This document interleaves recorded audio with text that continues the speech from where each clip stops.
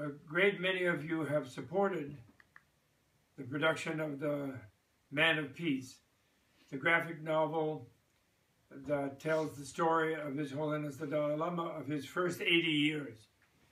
It's not the complete life story of His Holiness because he has another 27 years to go, but the first 80 years. And many people do not realize that in this time now, he is struggling mightily with the Communist Party of China in trying to get a better deal for his people. And they are doing a rather strange two-step, the Communist Party. On the one hand, they are sending emissaries toward him with a sort of sweet view of like how happy they would be to have him, sort of maybe in some other mode, depending on what he caters to in regard to their claims. On the other hand, they're cracking down very harshly, uniquely harshly in Tibet.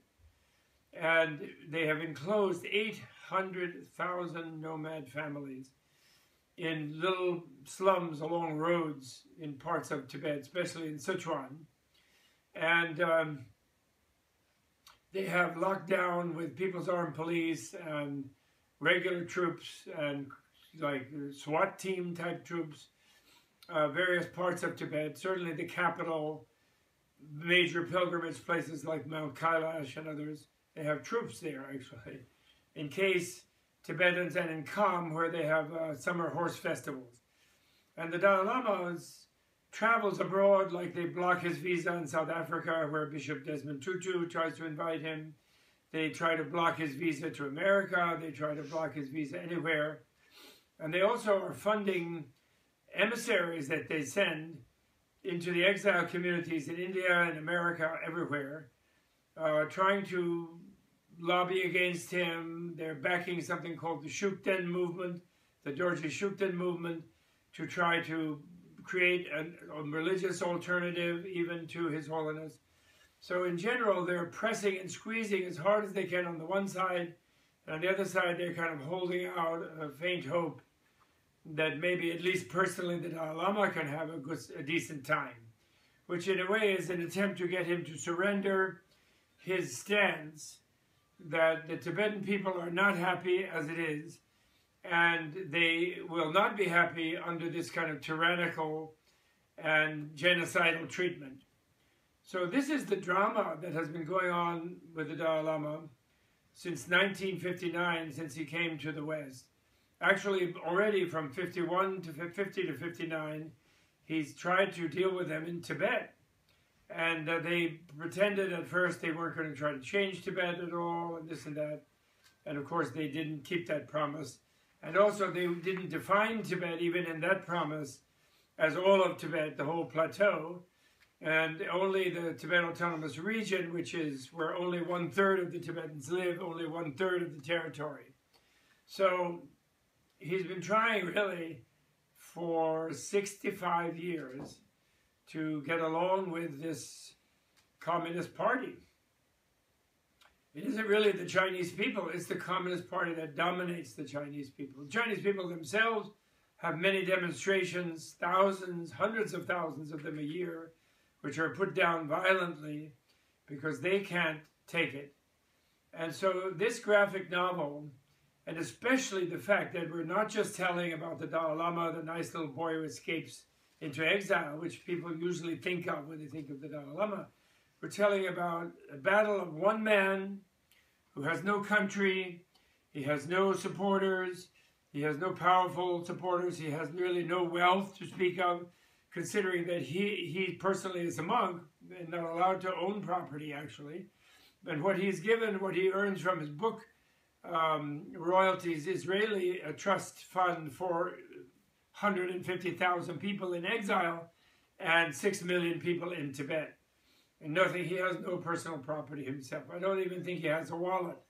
I don't believe so. He has no wallet, I'm pretty sure.